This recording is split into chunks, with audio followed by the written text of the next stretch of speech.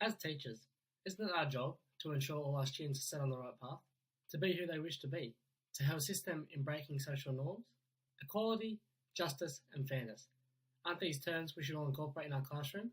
Most importantly, if educators incorporated these terms in our classroom, would I be present talking about the situation in 2016? Would it even exist?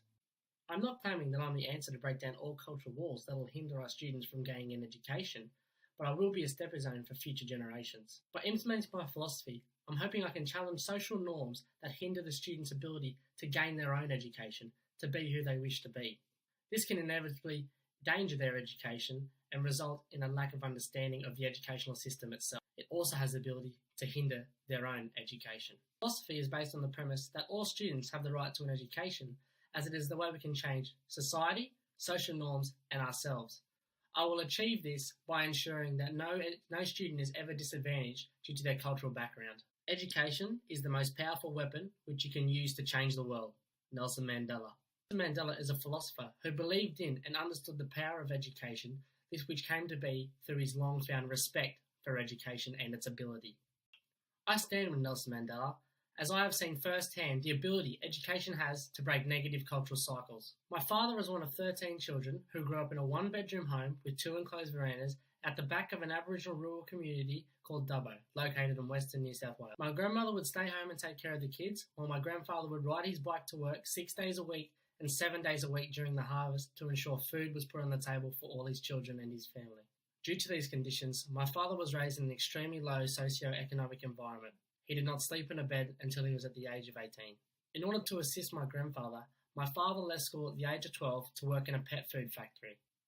Education was not seen as a priority in this family. However, it was not until my father had his own children he realised its potential and its ability to break a cycle. He first realised this at the age of 14 when he secured a carpet laying apprenticeship. At the age of 25, through the assistance of mentors who he entrusted, he began to run his own business. If you want people to build a boat, don't start by handing out wooden hammers and instructions and nails. Begin by fostering a love and desire for the wide, beautiful ocean.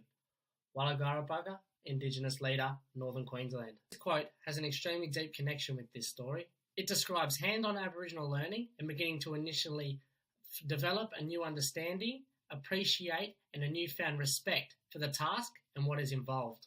This happened within my family and the educational system. This course has helped me understand why my mother and father ensured positive educational choices were made in order to assist my brother and my sister in creating our own path.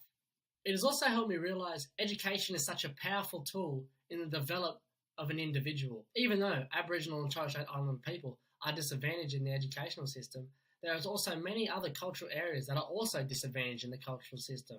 This includes low socio-economic status peoples and peoples with an overseas background or born overseas. This means that as a teacher, I cannot focus on one group, as it will unevenly distribute my attention to all my students, resulting in inequity within my classroom. In today's society, Aboriginal and Torres Strait Islander people are still experiencing disparities in all key socio-economic indicators.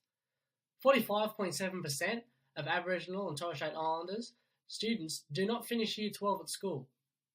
40% of Aboriginal and Torres Strait Islander population is unemployed, and Aboriginal and Torres Strait Islander peoples have a 12 years for men and 10 years for women difference in life expectancy compared to non-Indigenous Australians. Non-Indigenous Australians and peoples with overseas born also experience high counts of inequity within the educational system. Socioeconomic status is a description that places people on a level due to their income level, income group, parental occupation, and status. Class is an older term that people refer to as someone's social group and income. Key examples regarding the Australian non-Indigenous population's disparities include, across Australian history, we can see racist, sexist, homophobic, xenophobic, and classist actions that are negatively detrimental to these certain groups within society. Australia has the 12th highest human poverty index within the world, and the continuation of low socio-economic status can have serious flow-on effects including unemployment, underemployment, higher risk of poor lifestyle diseases, example obesity and heart disease, poor mental health, and a higher percentage of people engaging in high-risk behaviours such as smoking and drug abuse. With the use of transformative text in my classroom, I can effectively show students resources that challenge mythical norms and stereotypes. Transformative text will be appreciated a lot more in my classroom compared to traditional text.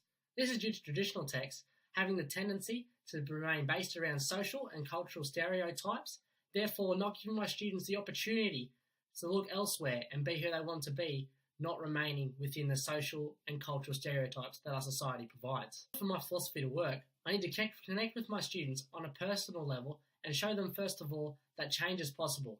Be the change you wish to see in the world. Mahatma Gandhi.